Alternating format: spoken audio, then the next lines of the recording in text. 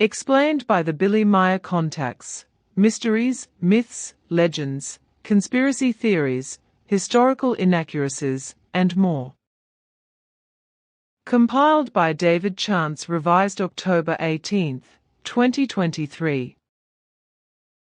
Adam and Eve or Garden of Eden. Adam_and_Eve, Garden_of_Eden. See also Evolution. Contact Report 007. Well, you are right with your view that the human beings of the earth are not descendants of the apes.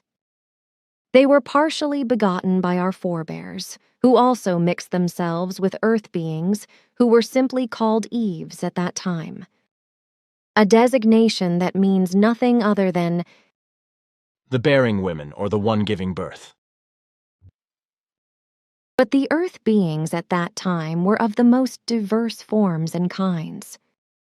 Some of them were completely wild creatures of human-like forms, some of which had been marooned on the earth in earlier millennia by our forebears, that is, their descendants. The Eves were, besides earth-created hominid living creatures, nothing more than very wild descendants of those marooned thousands of years ago, from whom at that time any tools were taken away. They were like wild animals that lived in large hordes.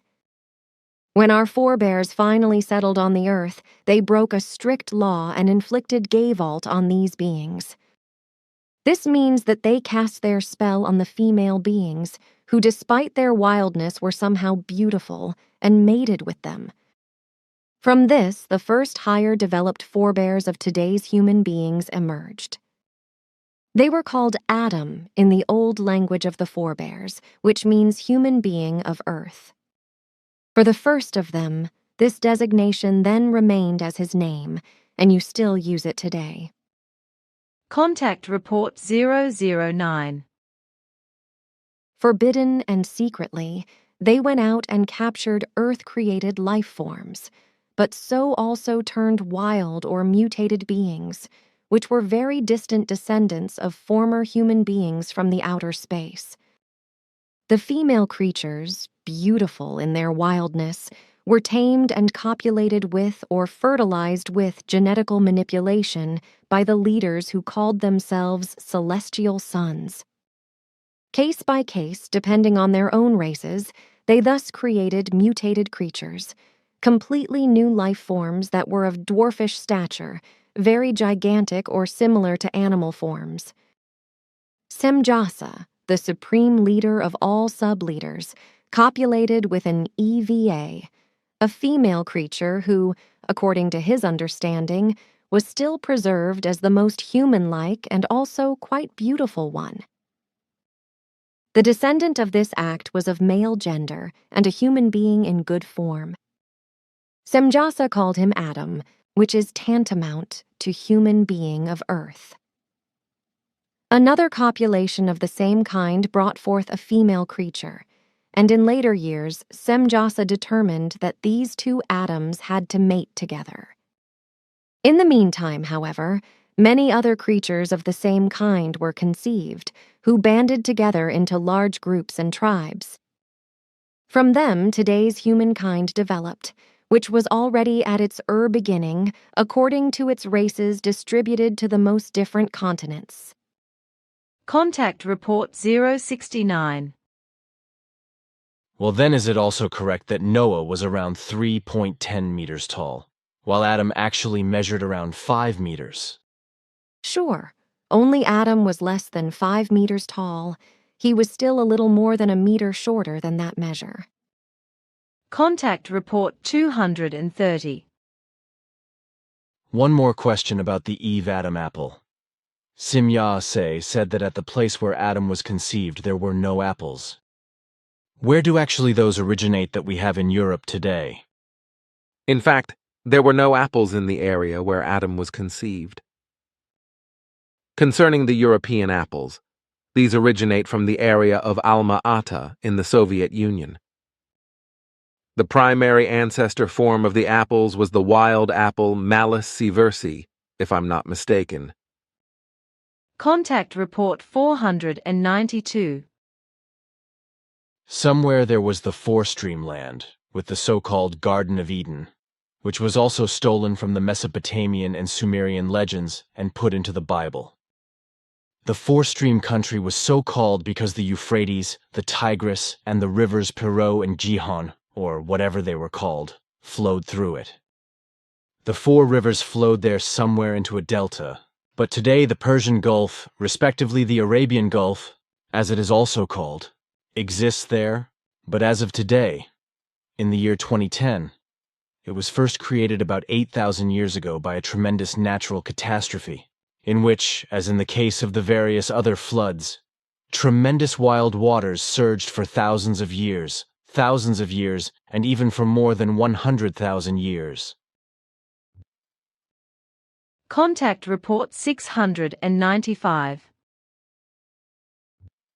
Sfath explained to me then that in pre-biblical times, more than 5,000 years ago, the whole huge area down there in the south of Iraq, where the city of Basra is also situated on the river Shat al-Arab, which flows into the Persian Gulf about 100 kilometers away, all the way down to Dilman, or to the east coast of today's Bahrain, was ruled by the people of the Blackheads, who called themselves Sagiga Note Bernadette, Sumerians because of their black hair ornaments. The whole large area was an unusually fertile and completely green area with a diverse animal and plant world, so to speak a huge paradisiacal natural kingdom with fields, meadows, and forests. Dilmun, today's Bahrain, was also a large city in pre-biblical times and an important trading center, for its strategically favorable location on the sea trade route between Mesopotamia and the Indus Valley was ideal, and also promoted the prosperity of the entire country, from which many food products were obtained and shipped. The then flourishing and green region was also blessed with a large supply of fresh water from artesian springs, which, however, have dried up today. Sfath explained to me that this then vast fertile and paradisiacal area was that which is referred to in the Bible as the Garden of Eden, and where Adam and Eve are said to have been created.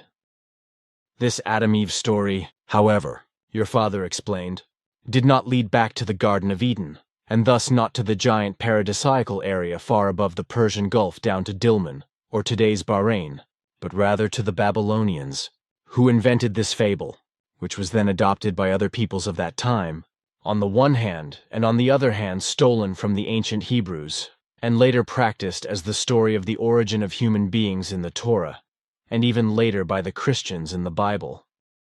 Sfath said at the time that the original Garden of Eden Adam-Eve fable had corresponded to a completely different version, but which I have largely forgotten, which is why I want to ask you whether you are familiar with this version, and whether you can give it to me again. The basis for it originated in Dilman, namely by creating a legend that described 12 clans that came with all their relatives from a foreign region beyond the Great Mountains. Note, Billy. The Persian Zagros Mountains bordering Iraq are the only ones in that region above the Persian Gulf, high in the north and towards sunset. Note, Billy. This indication points to Turkey's being the only one in the region above the Persian Gulf. Billy. This refers to Turkey, after which two young human beings, a woman named Udnara and a man named Udnadistin, who were very fond of each other, planted their first large garden together, planted all kinds of fruit and vegetables, and soon produced two offspring, who were named Neraftin and Beiratin. These went as young men to look for wives in other areas and returned with their wives and other human beings to Dilman, after which, slowly over many decades, the whole paradisiacal land was settled and became known everywhere as paradise, especially because from Dilman a very active trade was carried on with various other countries,